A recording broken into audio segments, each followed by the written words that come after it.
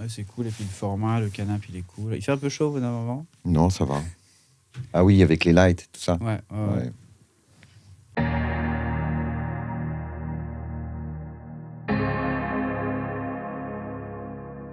Salut Fred. Salut Frédéric. Merci d'avoir accepté cette invitation. Mmh. Merci d'avoir accepté de parler du thème de l'échec, un thème qui est parfois un petit peu tabou. Ma première question, alors je te représente, tu es Fred Franchitti, donc le chanteur et membre fondateur du groupe Aston Villa. Premier album 96, je vais faire toute ta discographie. Avec le morceau Résonne qui deviendra 8 ans plus tard, je crois, un tube grâce à une réorchestration dans une version corde qui est sur le live acoustique, qui est un super disque que je conseille à nos spectateurs d'écouter. La première partie en fait de l'histoire d'Aston Villa, pour moi, c'est les 2 premiers albums. C'est une sorte de best-of avec des covers en plus. Absolument. Ensuite, il y a eu Strange, qui est un super album. Il y a eu une victoire de la musique entre deux. Oui. Et l'album Strange, 2 jours comme de nuit en 2006, je crois. Mmh. Un deuxième live plus rock, plus électrique en 2008. Et puis le dernier album Joy Machine en 2014. C'est ça. Voilà. Et là, vous êtes en train d'enregistrer des nouveaux morceaux, je crois. Voilà, 10 ans après, on prépare... On termine le mixage du prochain album qui sortira, donc c'est un scoop, début 2024. Super. Il y a déjà des dates qui sont bookées en octobre, je crois. Ouais. Début 2024. Ouais. Super. Ouais, très heureux. Alors, ma première question, c'est quel a été ton premier échec aujourd'hui ? Est-ce que déjà, tu en as vécu un, même léger, une machine à café qui marche pas, un mug qui pète ? Alors là, ceux-là, je ne sais pas si on s'en souvient, mais un appareil défectueux et qui est intéressant aussi dans ce côté insignifiant, c'est-à-dire que où tu prends et tu retournes l'appareil, tu essayes de comprendre pourquoi il ne marche pas. Du coup, tu t'enrichis de cet échec, de cet accident. Mais j'ai pas de... C'est surtout les machines à café, finalement. Ouais. qui sont de plus en plus complexes. Je suis fan des machines à café. D'accord. Ouais. Mais en fait, j'utilise un percolateur italien de base. Et là, il y a rarement d'échecs. Ça marche bien. Ça marche très bien. Je fais confiance à cette machine depuis 30 ans. Ouais. Est-ce que tu as une définition de l'échec ? Qu'est-ce que l'échec pour toi ?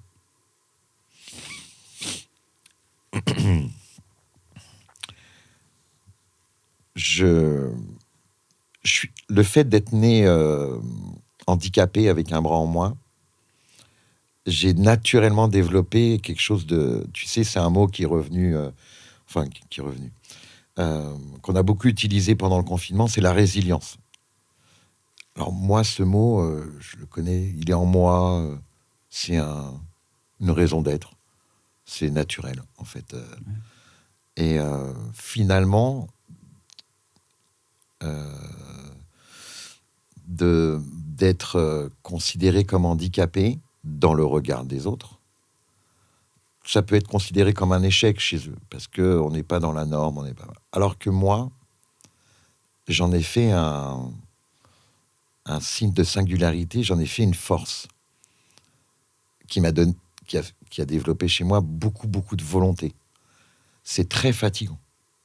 C'est-à-dire que on est toujours obligé de se lancer des défis et de se prouver des choses. Ouais. Plus que ceux qui n'ont pas de handicap physique. Du coup, on va être confronté à beaucoup plus d'échecs que la plupart des gens. Et finalement, on va développer des ruses. On va développer tout un artifice d'adaptabilité, d'adaptation, qui fait que on sent tout de suite ce qu'on peut faire et ce qu'on ne pourra pas faire. Okay. Donc, avoir cette intuition, ça évite pas mal d'écueils. Comment tu as développé ça ? Est-ce que, dans ton souvenir, est-ce que tu te souviens d'un moment, peut-être de ton enfance, où tu as rencontré pour la première fois ce sentiment-là en te disant ok, ça va peut-être être un peu compliqué, mais je m'en fous, j'y vais, quoi. Ouais. Alors, c'est en 76. une immense canicule, mais ceux qui étaient présents et qui ont mon âge s'en souviennent. Et les magasins, je sais pas ce que c'était à l'époque, en bas de chez moi, à Vitry, on pouvait pas acheter plus de 6 bouteilles d'eau par personne. Je crois qu'on est en plein mois de juillet, mais c'est vraiment ça carbure. Banlieue parisienne. Et tu traînes chez toi, t'es en slip. T'as 10 ans. Bon, bref. Et je crois que ça enregistre les bruits de ventre. Du mec qui a faim. Non, il Non. me dit que non. Et ma mère me somme d'aller chercher des bouteilles d'eau. Mais évidemment, il faut y aller en short et en t-shirt. Et moi, j'ai dit, non, je mets pas de t-shirt. Non. Et là, elle me dit, mais même pas en rêve, tu vas aller chercher de l'eau, tu vas mettre un t-shirt. Et j'avais pas envie d'affronter le regard de l'autre, en t-shirt. Donc, montrant mon bras, mon handicap. Et elle me dit une phrase qui me marquera tout le reste de ma vie, c'est « Tu regardes les gens, si on te regarde, tu regardes les gens bien droit dans les yeux, et ils baisseront les yeux. » Putain. Wow. Et ça ne loupe pas. Donc, je descends, je rentre dans cette mini-surface. Et bien sûr, évidemment, je suis confronté à ce regard. Je regarde la personne droit dans les yeux, elle baisse les yeux, et à ce moment-là, je dis « Ça y est, ça va changer ma life. » Et à partir de ce moment-là, ça a changé ma vie. Et donc, à chaque fois, donc cette situation, elle s'est reproduite, elle se reproduit peut-être encore aujourd'hui dans ta vie. Ah oui, évidemment. Et il y a un truc de... tu comprends que la personne voit, Oui. et tu lui envoies un signal, Oui. et c'est génial. C'est incroyable. Ça va déterminer tout le reste de mon comportement, du rapport aux autres, de la confiance en soi, et du pouvoir que ça déclenche. Donc là, je sais à partir de ce moment-là que je suis armé. Mais c'est vraiment c'est très précis dans ma tête, c'est comme si c'était hier. C'est fou. Ouais. C'est vraiment ton arme par rapport à ça. Parce que quand t'es môme, t'as 8, 9 ans, 10 ans, la cruauté des autres mômes à l'école, partout dans la rue, c'est cruel un enfant. Hein. Je déteste les enfants jusqu'à ce que j'en ai eu une. Je supporte pas les enfants. Ça a beaucoup changé, hein. Mais pendant une grande partie de ma vie, les enfants, ouais, il a maman, regarde, papa, maman, il est handicapé. C'est terrible. T'as beaucoup subi ça, ouais. Ah ouais. Donc, ça forge aussi un caractère. Donc finalement, ce qui peut être perçu chez l'autre comme une... Je sais pas si on va mettre le mot échec. Je sais pas si ça... Non, parce que c'est pas ta volonté. C'est une différence qui a... Oui, voilà. Donc peut-être qu'on est hors sujet. Mais pas tant que ça, parce que ça va me blinder. Ouais. Quand je vais être confronté aux futurs échecs plus tard. Ouais. Est-ce que dans ta vie, tu serais capable de jauger un petit peu le pourcentage d'échecs si tu devais te dire du début à la fin de ma vie, est-ce que je suis plutôt en échec, plutôt pas? Est-ce qu'on est sur du 50-50? Est-ce qu'on est sur du 70-30? Est-ce que tu as l'impression que ça se passe plutôt bien? Honnêtement, j'ai une chance inouïe. En off, on parlait de la chance de faire ce qu'on aime. Ouais. J'ai toujours fait ça. Donc... dans ce parcours assez incroyable, bien sûr qu'il y a des échecs, évidemment, mais qui n'ont jamais freiné ma volonté. Est-ce que tu veux nous en parler de ces moments-là? Peut-être pas tous, hein, un ou deux moments. Je sais pas, peut-être. Alors, donc après l'anecdote que je viens de te raconter, je décide à 12-13 ans avec mon petit frère, je dis, moi je vais faire de la musique, et toi, tu vas faire de la photographie. C'est exactement ce qui s'est passé. Donc, ça aussi, c'est super important. C'est génial. C'est assez génial. Donc, le pourcentage d'échecs, je crois qu'il fait partie du processus de construction. De construction, c'est le mot. Est-ce que on peut parler d'un plus bel échec, c'est-à-dire un échec... finalement, qui t'a apporté les meilleures choses. Si ce truc-là avait pas c'était fait comme ça, t'aurais voulu que ça se Ouais. fasse, ça t'aurait pas emmené Ouais. ailleurs. C'est très récent. Ouais. C'est l'échec le plus magnifique que je viens de vivre. J'habitais Marseille pendant 20 ans. Bref. Et entre le dernier album 2014, Joy Machine, et celui qui arrive, j'ai envie de vivre d'autres aventures, de vivre d'autres choses. Et je me forme à la cuisine. Je rêve d'être chef cuisinier. Et je réalise ce truc. Je rencontre quelqu'un qui me dit, viens, j'ai un restaurant, il y a un jeune chef, tu vas voir comment ça se passe. Et donc j'arrive directement au cuisine-restaurant, j'accroche avec ce jeune mec. Et puis ça dure pas longtemps, parce que bon, on est à Marseille. Évidemment. Et quelques années plus tard, ce jeune chef me propose veut créer un restaurant. Il me propose d'être son associé. Donc je dis oui, banco. Et là, on est en 2019. Donc tu vois, c'est très récent. Le restaurant se crée 15 jours avant le Covid. Ouais. Donc là, tu te dis, bon, va falloir s'adapter. On s'adapte. Mais c'est vachement dur. Ouais. Pendant 1 an et demi, c'est de briques, de broc. C'est pas simple. Mais je le fais. On gagne pas de thunes. On maintient le truc à flot. On vivote, mais vraiment. Et ça se passe mal avec cet associé. Et là, on est fin 2021. Et il faut partir. J'ai plus ma place. Il fait tout pour que je m'en aille. Bon, je décide de partir. On est début décembre 2021. 10 jours après, je suis à Paris. Et ma chérie, à l'époque, me dit, viens faire de la musique, viens à Paris. Arrête tes conneries, chef cuisinier avec un bras, c'est n'importe quoi. Et elle n'a pas tort, parce qu'en fait, je suis épuisé, j'ai mal au bras. C'est dur d'être chef cuisinier, la restauration, c'est compliqué. Mais j'ai vraiment été passionné par ça. Et j'ai appris un métier. Et j'ai quand même la haine. Parce que je m'étais investi, j'ai cru, je me suis projeté. Mais la musique se rallume. Ouais. Et entre ce moment-là et au moment où on se parle tous les deux, donc ça fait 1 an et demi, j'ai créé un album, je l'ai enregistré, j'ai rencontré un ami formidable financier qui me dit, viens, on crée un label. On a créé un label qui existe qui est créé depuis 6 mois. Je suis sur une autoroute, mais qui va très très vite. Et je dors très peu, et c'est génial.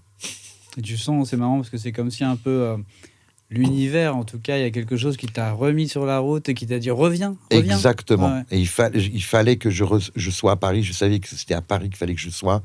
C'était l'endroit où il fallait que je me trouve. Donc, en fait, je remercie cet échec cuisant. Qu'est-ce qui t'a... Pardon. Qu'est-ce qui t'a sorti de la musique après la tournée de Joy Machine Ouais, le ras-le-bol. Ouais, plus rien à raconter. T'as fait le tour, t'as fait 20 ans de tournée. T'es rincé. Ça marche plus. Tu te vois bien, quoi. Tu vois, t'es plus inspiré, t'es plus en phase avec l'air du temps. Et puis, il a envie de vivre d'autres choses. Tu vois, c'est bon. Et puis, j'accompagne des groupes. Je suis quand même un peu coach scénique. Je suis toujours autour de la musique, mais dans l'ombre. Je trouve ça très gratifiant. C'est super. Ouais. Mais pas de manque. En tout cas, pendant 8-10 ans, pas de grand manque. Ouais, je me souviens que tu accompagnais notamment un groupe qui s'appelait Dissonant Nation. Absolument. Ouais, une expérience de manager. Donc, tu te retrouves confronté à l'industrie du disque. Tu vois, c'est toujours les mêmes, c'est toujours pareil, c'est toujours compliqué, c'est toujours... voilà. Là, c'est un échec. Les Dissonant Nation, c'est un échec qui m'a fait beaucoup de mal. Ouais. Parce que... pour eux, d'abord, parce qu'ils sont jeunes et ils mettent tout leur espoir dedans. Il y a toutes les conditions sont réunies pour réussir. Mais vraiment, un truc incroyable. Tout le monde s'empare du truc comme la révélation. Moi, je suis trop fier. Je sens que... Et ça fait flop. Premier album, flop, deuxième album. Et ça, c'est un échec qui me poursuit un tout petit peu. Ouais. qui te hante un petit peu. Ouais, ouais. Et tu sais pourquoi ça... Est-ce que c'est... On parlait hier avec Nico et avec un autre artiste de ces labels, de ces majors qui te signent et puis qui font rien pour toi, mais qui te bloquent. Alors, non, c'était pas bloquant parce que Ouais. par expérience, j'avais tout fait contractuellement pour Ah ouais. ne pas être bloqué, évidemment, par expérience. Mais je suis tellement déçu par leur fonctionnement, par l'inertie, par le côté académique, par le côté... Ils n'ont pas compris le sujet, ils n'ont pas compris l'urgence de leur musique, ils étaient complètement à côté de la plaque. Mais bon, c'est comme ça. Ouais, ouais. Est-ce que, d'après toi, j'allais te poser la question de savoir si tu avais un échec particulier que tu as subi, qui est imputable à quelqu'un d'autre. Et j'ai l'impression que c'est un petit peu la réponse, que ça, clairement, c'est à un moment donné où, en plus, toi, tu t'es hyper investi, puis tout d'un coup, bah, voilà, ça va dans une direction où tu es obligé de lâcher un peu prise, et c'est à ce moment-là que ça foire. Et donc, est-ce que tu considères que c'est de la faute de quelqu'un d'autre? On est toujours co-responsable. Ouais. Ouais. C'est peut-être un mauvais choix des partenaires, de la maison de disques, du label. Et pourtant, je continue avec le recul de croire que non. Donc, vraiment. Ouais. Mais on est tous. Ouais, ça peut pas être imputé qu'aux autres. C'est pas. L'enfer, c'est pas que les autres. Ouais. Non, non. Mais ouais, au fond, non, mais si tu le ressens au fond de toi, c'est que il y a de fortes chances que ton instinct. Ouais. Est-ce que quand tu as lancé Aston Villa, enfin, quand vous avez lancé Aston Villa, vous avez eu des difficultés avant de produire le premier album, ou est-ce que ça a été quand même assez facile? Super facile. Ouais. Il y avait plein de moyens. C'était open bar. Non, c'était. Là, franchement, les débuts, là, la signature, la projection, les moyens qui sont mis sur ce premier album, c'est c'est incroyable. Je suis toujours d'ailleurs en très très bon contact avec le directeur artistique Bertrand Lamblot qui nous a signé à l'époque, que j'ai revu récemment, que j'adore. Ouais. Mais on arrive à un moment où c'est la fin d'une époque et le début d'une autre. On va pas revenir là-dessus, c'est pas... Est-ce que tu as un plus bel échec, que tu considères comme quelque chose Alors, que tu es fier de raconter? Même si tu as un petit peu répondu à la question il y a 10 minutes. Alors, c'est un souvenir de concert. Je crois qu'on peut considérer ça comme... je sais pas. Je vais te raconter. C'est à Marseille, c'est dans une salle qui s'appelle Le Moulin. Je sais plus en quelle année c'est.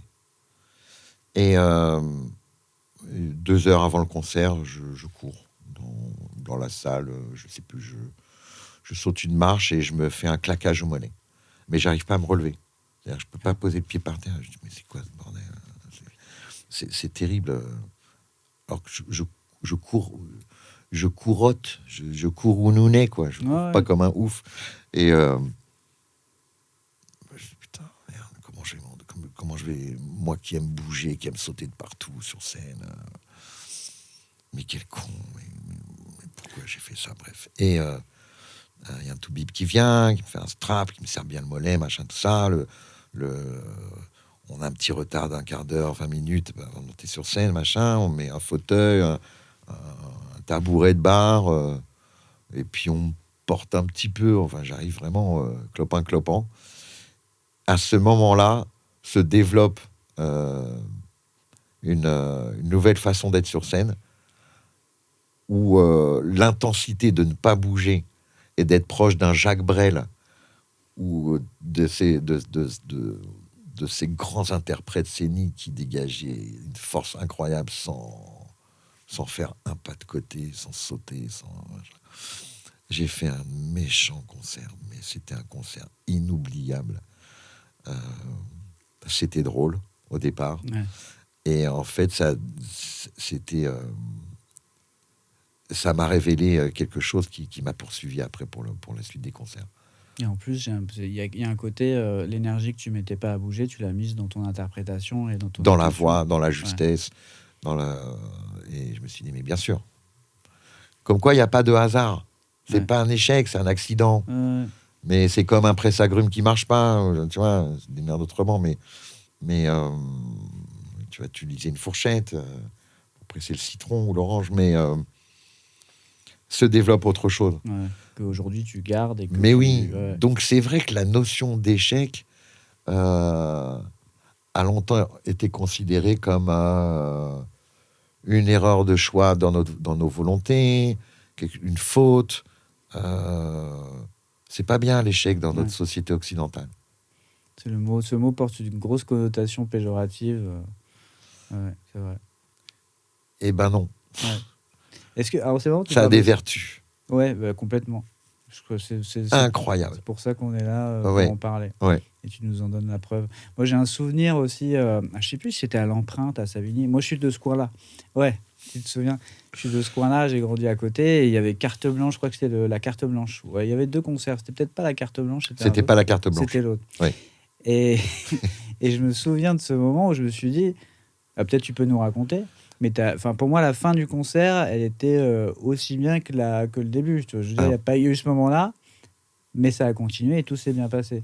Le claquage du tendon Ouais, d'Achille, ouais. en plein concert, au bout d'une heure de concert, oui. Ouais. Finalement, en sautant sur scène, mais un saut foireux, parce que j'ai revu, il y a des fans qui m'ont envoyé la vidéo. Ah, on voit qu'il y a un... Donc je fais un tout petit saut, mais j'ai juste pas les bonnes chaussures avec. J'ai des Converse, donc il n'y a pas de semelle. Et puis je ne sais pas pourquoi. J'ai pas d'explication. Peut-être je suis pas hydraté comme il faut. Peut-être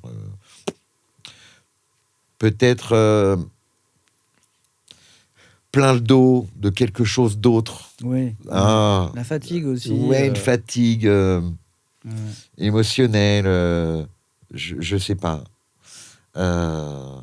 Mais c'est vrai que ça n'a jamais altéré la fin du show, puisqu'il restait une demi-heure, et que je suis resté un peu mis-assis sur un tabouret de bar.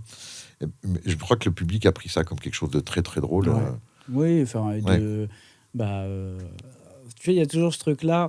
Je l'ai vu il y a pas longtemps, il y avait un concert des Foo Fighters il y a quelques années où il s'est pété la jambe et il est revenu avec un plâtre Ah ouais 2 heures plus tard. Ah ouais, Quoi. j'ai pas vu ça. Le gars, en plus, Dave Grohl, il reste quand même pas mal derrière son micro.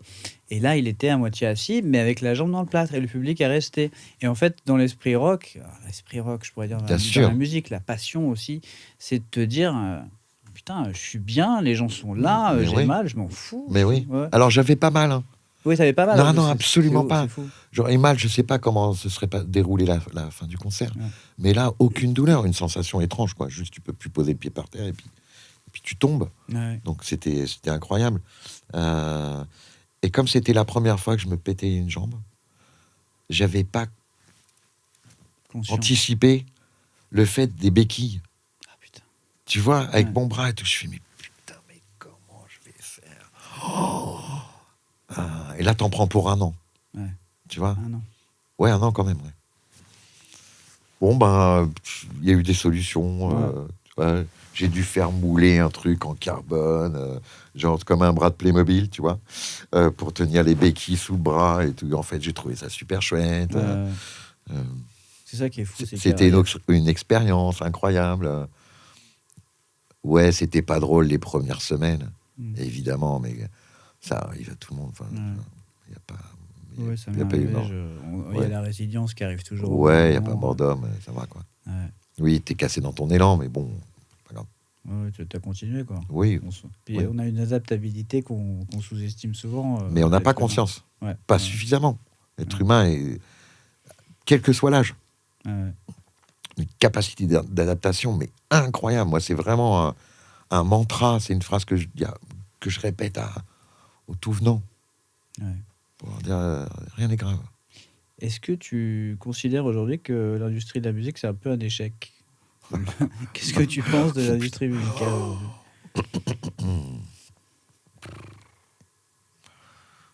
Je sais pas si je mets ce mot-là. Tu n'es pas obligé de te mouiller. Hein. Non, mais T'es c'est pas une obligé question de se mouiller, mais c'est c'est une nouvelle ère. Ouais. C'est un tournant, c'est une autre façon de consommer la musique. La musique est dépréciée aujourd'hui, elle n'a plus la même valeur qu'avant. Ouais.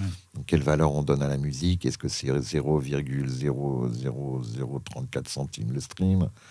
Ça fait mal au bip. Mais donc, heureusement qu'il y a le live. Donc, dans ce contexte, le live prédomine. Ouais. Et comme on est un groupe de scène, on va s'amuser. Hein. On va en faire des concerts. Ouais, Ouais. ça, c'est cool. Ouais. T'es content là du travail que vous avez effectué jusqu'à présent? Ouais, Ouais, Greg, le batteur, a dit on n'a jamais fait un aussi bel album. cool. Je suis assez d'accord avec lui. Ouais, c'est génial. Et toute l'équipe autour, pour que ce soit l'ingé son, le studio, le réalisateur, tous les gens qui ont participé à l'enregistrement et à la fabrication du disque, j'ai vraiment le sentiment aujourd'hui qu'on a tous fait le même disque, le même album. Les fois précédentes, c'était différent. Il y avait des problèmes d'ego, il y avait... voilà. Là, aucun problème d'ego, la joie, la bonne humeur, le professionnalisme, la légèreté, et ce je ne sais quoi, comme on dit, qu'on va entendre sur la bande. Ouais. Tu Ouais. sens qu'il y a quelque Ouais. chose de particulier. Ah ouais. Ouais. Même dans le chant, dans les textes, dans tout. J'ai vraiment hâte. Ça donne envie. Ah ouais, non, j'ai hâte, quoi. Est-ce qu'il y a un trait de caractère chez toi dont tu te méfies? Tu sais qu'il y a quelque chose qui peut te conduire à foirer des choses, peut-être. Ouais. Ouais. Je suis quelqu'un de...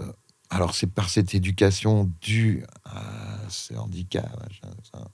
J'aime pas employer ce mot handicap, mais c'est le mot que tout le monde va utiliser. Mais moi, c'est comme je le disais tout à l'heure, cette différence, voilà, comme tu l'as souligné. Je suis dur. Et j'ai tendance à manquer d'empathie. C'est chaud quand même. En te protégeant toi-même, finalement. Je sais pas. Ouais. Donc, je travaille ça. Enfin, Ouais. je travaille. Je pourrais mieux travailler. Hein. Ouais. Ouais. C'est comme si l'exigence que tu avais été obligé d'avoir envers toi pour être solide. Oui, voilà. Ouais, Je manque d'empathie dans le sens où j'aime pas trop les chouineurs. Ouais. J'aime pas les surfragiles. Ça me fatigue. Ceux qui ont tout, et on a tout, et qui pleurent leur mère en permanence, qui sont toujours fatigués de leur life ou qui sont en déprime totale, j'ai tendance à ne pas avoir le réflexe de me mettre à leur place. Ouais. Et peut-être parce que toi, tu t'es pas comme ça et tu as été obligé. Obligé, non, mais naturellement, je me plains pas. Ça me rappelle une phrase, je crois, qui est sur Un homme bien. J'ai peur du lendemain, mais je vis dans un pays riche. Et on a tendance à oublier qu'effectivement, ici, on a tout, qu'on a déjà un toit et à manger de base, et que les souffrances à côté... Alors, bon, c'est compliqué de modifier la chimie du cerveau, mais c'est vrai que de temps en temps, on relativise, quoi, et se dire, et putain, ça va, quoi. Ouais, voilà. Alors, même s'il y a vraiment des gros combats à mener aujourd'hui, paradoxalement, c'est peut-être mieux qu'il y ait envie de faire la révolution et de se battre pour quelque chose que lorsque tout va bien et qu'on risque de s'endormir. Là, il y a vraiment un panorama idéal pour éviter ce qui nous prend au nez politiquement. Enfin, bref, on va pas parler de tout ça parce que les gens sont bien conscients de tout ça. Mais j'ai oublié le début pas de la question, mais du propos à suivre, mais de pas de relativiser, tu l'as dit, voilà. Relativisons tout de même. Peut-être on pourrait descendre dans la rue. J'ai fait 4 manifs sur les 14, je crois. J'ai eu beaucoup de détresse. J'avais besoin de me confronter à ça. Et c'est à ce moment-là que tu dis, mais putain, mais la chance que j'ai, quoi. La chance d'être musicien, la chance de faire ce que j'aime, la chance de vivre ce qui est en train de se passer, d'être artiste et de ne pas être concerné par les retraites. On verra. J'en aurais pas, évidemment. T'as pris le risque. Tu as joué ta vie dessus. Tu vas jusqu'au bout. On verra, quoi. One life. Il y a fond le truc. Mais Qu'est-ce que tu dirais à quelqu'un qui est dans une situation comme ça? Qu'est-ce que tu as envie de dire à quelqu'un qui est qui est dans cette détresse Comment je peux l'aider? Ouais. Qu'est-ce que je peux faire pour lui? Mm. Je lui parlais, l'écouter. Ouais. L'écouter. Est-ce que tu aurais un conseil à donner à quelqu'un qui est en situation d'échec? Qu'est-ce que tu dis à quelqu'un qui vient de foirer un truc et voilà, toi qui es plutôt positif et plutôt combatif, qu'est-ce que tu pourrais dire à quelqu'un qui... D'être patient. Ouais. Qu'il y a quelque chose qui ne change jamais dans la vie, mais vraiment, il y a vraiment un truc qui ne change jamais dans la vie, c'est que tout change. Ouais. Donc, dès lors où l'autre peut prendre conscience de ça, savoir que ce qu'il est en train de vivre n'est pas définitif, sauf s'il le décide et que ça lui plaît d'être dans la merde. Il y a des gens qui se complaisent, qui ont besoin d'exister ou qui n'ont pas trouvé d'autre biais pour exister autrement dans leur relation à l'autre, aux autres. Parfois, tu peux rien faire. Tu sens que c'est très, très, très dur. Mais voilà. Alors après, ça dépend de l'échec. C'est quoi? C'est la sphère intime, la sphère familiale, la sphère professionnelle. Ça dépend. Personnellement, je mets plus de mal à me relever quand c'est de l'ordre de la sphère intime. L'amour. Ouais. C'est quelque chose qui est très, très important pour moi. Plus que l'aspect professionnel. Si j'avais mis en priorité l'aspect professionnel, c'est-à-dire cette mentalité de bonhomme issu du patriarcat bourgeois, tu vois, il y a 200 ans, où les hommes sont dans le business, les femmes restent à la maison avec les enfants, et puis après ça évolue, mais les hommes restent quand même toujours dans leur priorité de flamber, de faire les beaux et de faire de l'argent, de faire du business, de travailler finalement. J'ai pas fait comme ça en fait. Et je viens de réaliser ça il y a 15 jours. Et je me dis, mais peut-être qu'il faudrait changer aujourd'hui. Peut-être que tu devrais mettre l'aspect professionnel en avant aujourd'hui parce qu'il arrive une aventure extraordinaire. Il faut faire attention à ce que l'amour ne te détourne pas comme elle a pu Déjà le faire. Parfois détourner. Et peut-être que ça aurait pu être mieux. T'aurais pu vendre plus de disques, être une plus grosse star, être tranquille. C'est comme ça. Ouais. Voilà. Mais ça, je comprends. Le problème, les sentiments, c'est quelque chose qui est très compliqué à gérer, surtout au niveau affectif. Moi, évidemment, avec des si, on refait le monde. Moi, je pense que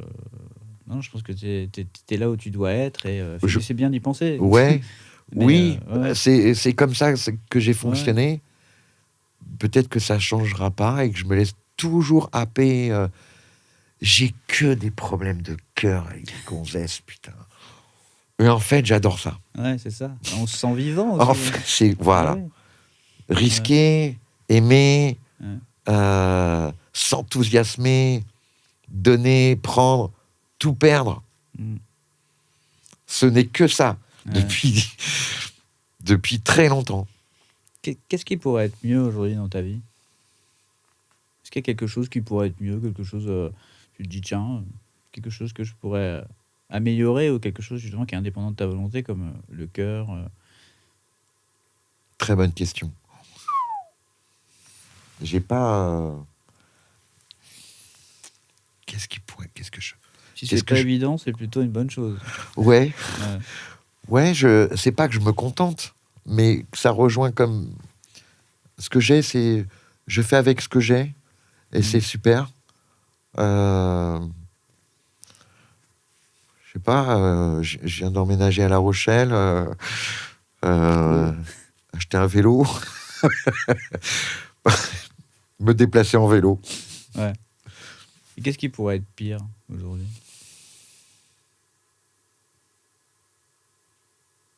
Moi, j'allais dire pour le public que tu ne fasses plus de musique. C'est gentil. Ne serait-ce que pour moi aussi. Ouais. Ne plus avoir d'inspiration. Ne plus rien avoir à raconter. Et être dans le désespoir. Ouais. Je crois que c'est ce qu'il y a de pire, finalement. Mm. Être dans le désespoir. Et ne pas en être conscient. Ne plus retrouver la force que j'ai en moi pour rebondir, pour avancer, pour s'améliorer, pour faire. En fait, être complètement handicapé de l'intérieur. Ouais. Je crois que c'est ça le plus gros handicap. Est-ce qu'il y a un échec avec lequel tu te lèves tous les matins, un échec qui est là et qui te sert de leitmotiv ou quelque chose que tu n'as pas pu régler, un truc qui te revient en tête régulièrement? Non. Tant mieux. Peut-être que quand je serais parti et qu'on aurait arrêté cette chouette discussion, ah mais oui, bien sûr. Mais honnêtement, tous les matins, je pense que c'est comme ça pour tout le monde, mais tu te lèves un petit peu avec les impressions et les choses de la veille, ou de l'avant-veille, ou des restes. Non, mais ne pas avoir... Oui, alors en ce moment, c'est up and down au niveau de l'amour. Je marchais au-dessus des trottoirs il y a une semaine. Là, c'est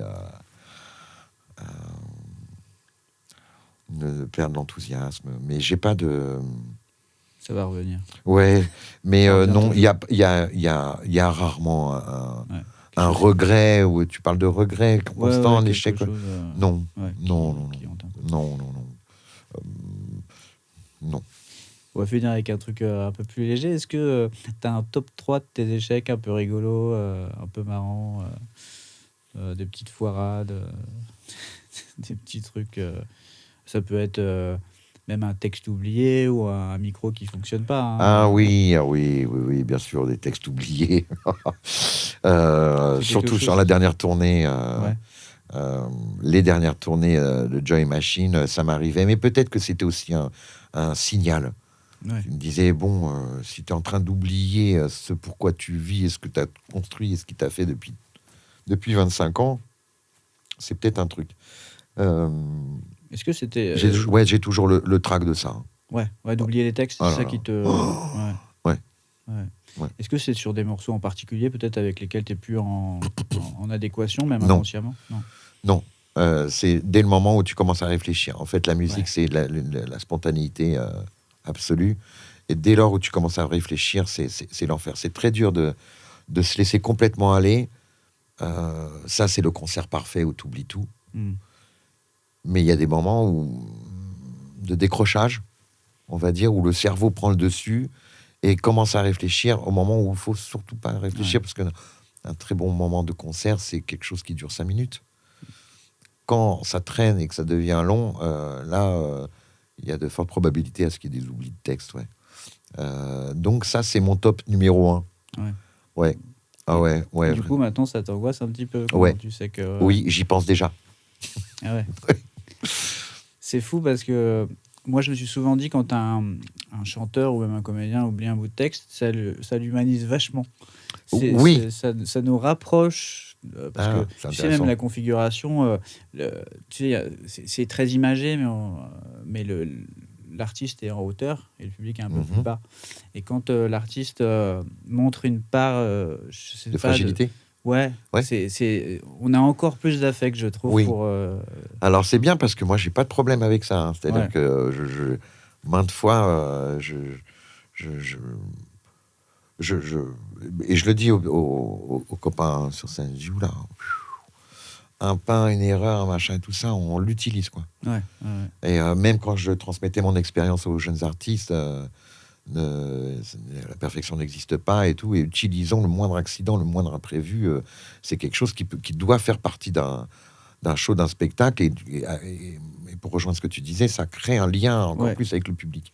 Surtout quand là, je viens juste de m'en souvenir, mais je crois que c'est Tony qui a déjà pété les cordes de sa guitare, peut-être la mi aiguë, tu vois, un Oui. truc fragile. Oui, Et toujours, bah, je fixe et je me dis comment il va se démerder. Et en fait, c'est génial de voir, t'es un bon gratteux, tu connais ton métier, tu te démerdes. Et oui, la plupart des gens, peut-être, le remarquent pas. Il y en a deux, trois qui remarquent, qui font putain, oui. il est pas en panique, quoi. Non. Il gère. Non, c'est ça. Mais c'est utiliser les accidents comme ça et en faire quelque chose de beau, puisque cet exemple de Tony qui va péter une corde en plein morceau ou même au début du morceau, et il va pas prendre la décision de dire arrêtons, je change de guitare. Il pourrait le faire. Ça peut créer aussi un moment d'intimité, ça peut créer une pause, un chouette truc avec le public. Non, donc là, c'est le moment de se surpasser en même temps qu'il faut être, en même temps qu'il faut interpréter, jouer et continuer le show. Donc, c'est ça la musique, hein, c'est le surpassement de soi. Ouais. Est-ce que tu as un petit dernier échec, quelque chose dont tu te souviens, un petit truc rigolo ou pas, hein, ou pas rigolo du tout, hein, un truc. Ouais, mais ça sera peut-être une recette de cuisine en fait. Ah, Ouais, une mayonnaise. mais il paraît que c'est compliqué. Je demanderais à. Faire monter la mayo. Ouais. Hein, ça résume tout, je crois. Ouais. Ouais, faire monter la sauce. Ouais. Je comprends. Bah, merci beaucoup, Fred. C'est déjà fini. À ton prochain échec, j'avais oublié de te demander. Nico m'a. Oh, Fred quel pourrait être ton prochain échec? Quelque chose où tu te dis.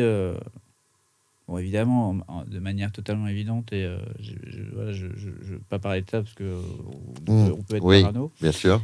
Mais Merci. quel autre. J'ai pas envie du tout. Et dans un autre domaine, peut-être, quelque chose. Tu parlais de l'amour, effectivement. Ben voilà. Ouais. En fait, c'est ça.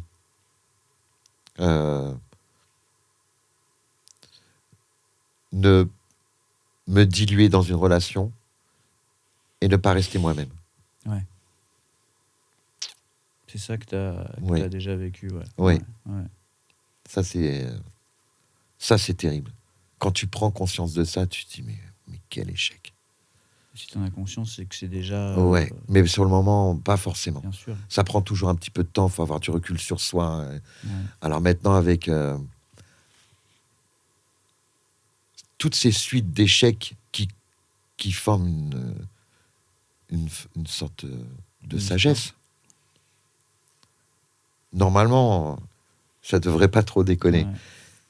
Ouais. Mais il n'y a pas de normalement. Puisque en fonction de l'autre, en fonction de l'intensité des sentiments, voilà, c'est de ne pas être en phase ou de trop donner. Alors, on n'attend pas forcément hein, quand on donne, surtout en amour. Mais voilà, de m'y perdre et de me diluer parce que je veux séduire, parce que je veux ressembler à ce que l'autre attend de moi. Je veux lui correspondre, je veux correspondre à ses exigences. Et en fait, tu te perds toi-même, tu perds ta personnalité et tu deviens... Voilà, t'es plus toi. Tu veux tellement plaire à l'autre. Tu es capable de te perdre toi-même. Se perdre soi-même. Ouais. Ok. Eh ben, merci beaucoup, Fred. Merci. C'est super. Merci à vous. Hein. Merci, Nico. Merci, Nico.